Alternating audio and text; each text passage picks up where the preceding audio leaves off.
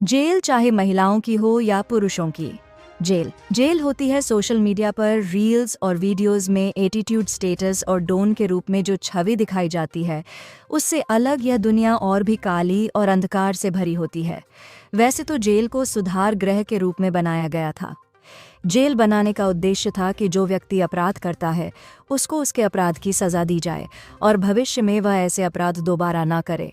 लेकिन हुआ इसका उल्टा। एक रिपोर्ट में पाया गया कि जो व्यक्ति एक बार जेल में चले जाते हैं उनमें से 90% लोग इस दलदल में फंसकर वहीं रह जाते हैं। इसका एक उदाहरण लॉरेंस बिश्नोई है। जब लॉरेंस बिश्नोई जेल में गया तो उसके ऊपर केवल एक मुकदमा दायर था, लेकिन जेल में रहते हुए अब लॉरेंस के ऊपर लगभग 150 मुकदमे दायर हो चुके हैं। लगता है कि अब लॉरेंस का जेल से बाहर आना मुश्किल है।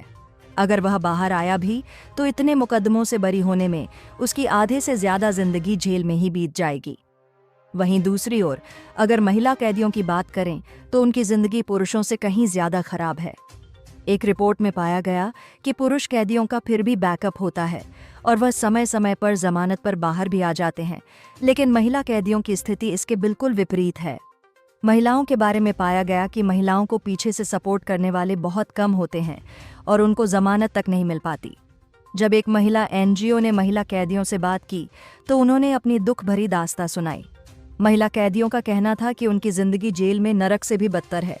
कुछ महिला कैदियों का कहना था कि उन्हें जेल में यौन उत्पीड़न तक झेलना पड़ता है। कई बार पुरुष कैदी उनको गलत नज़र से देखते हैं और मौका पाते ही उनका फायदा उठाते हैं। इसके अलावा उनको सबसे ज्यादा स्वास्थ्य संबंधी दिक्कतें आती हैं। उनका कहना था कि जेल में साफ सफाई के संबंध में ना के बराबर सुविधाएं हैं। एक बैरक में 40-40 महिलाओं को रखा जाता है। पूरी बैरक में मच्छर और मक्खियों ने अपना घर बनाया होता है। जब कभी वह बीमार पड़ती हैं या फिर उनको कोई और दिक्कत होती है तो इसके नाम पर उन्हें सिर्फ पैरासिटामोल थमा दी जाती है।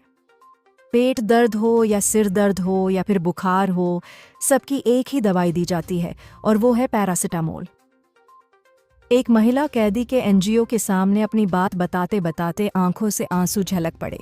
उसने बताया कि जब हमें मासिक धर्म जैसी स्थिति से गुजरना पड़ता है तो उसके नाम पर हमें घटिया किस्म की सैनिटरी पैड थमा दी जाती हैं जो सिर्फ सिंगल यूज़ होती हैं, यानी उनको सिर्फ एक बार यूज़ करना होता है, लेकिन हमें 4-5 दिन उसी एक सैनिटरी पैड से काम चलाना पड़ता है और कई बार तो हमें सैनिटरी पैड तक नहीं दी जाती।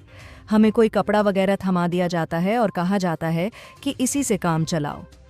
एक रिपोर्ट में पाया गया कि महिला कैदियों में से 90% कैदी जो जेल से बरी हो जाती हैं उनको कोई ना कोई बीमारी जकड़ लेती है और उनकी उम्र सामान्य से 10 साल तक घट जाती है। वहीं अगर किसी महिला कैदी के बच्चे हैं तो महिला के साथ साथ उनके बच्चों का भविष्य भी खतरे में पड़ जाता है, क्योंकि एक मां के बिना बच्चों की देखभाल नहीं हो पाती। एक रिपोर्ट में पाया गया कि कई महिला कैदी तो बेकसूर होती हैं, लेकिन न्याय में देरी के कारण उनकी जिंदगी के कई साल जेल में ही बीत जाते हैं। दोस्तों, इन सब चीज़ों को देखते हुए हमारी न्याय प्रणाली पर सवाल खड़े होते हैं। आखिर कब जेलों का स्तर सुधरेगा और जेल न रहकर सुधार गृह के रूप में स्थापित होकर अपने वास्तविक उद्देश्य को पूरा करेंगी। इसके साथ साथ हमारी न्याय प्रणाली को भी त्वरित, पारदर्शी और न्यायपूर्वक होने की आवश्यकता है। दोस्तों, आपका क्या मानना है? क्या जेल में बंद हर व्यक्ति अपराधी होता है या कुछ बेकसूर लोग भी इसका शिकार हो जाते हैं? अपनी राय कमेंट में ज़रूर बताएं।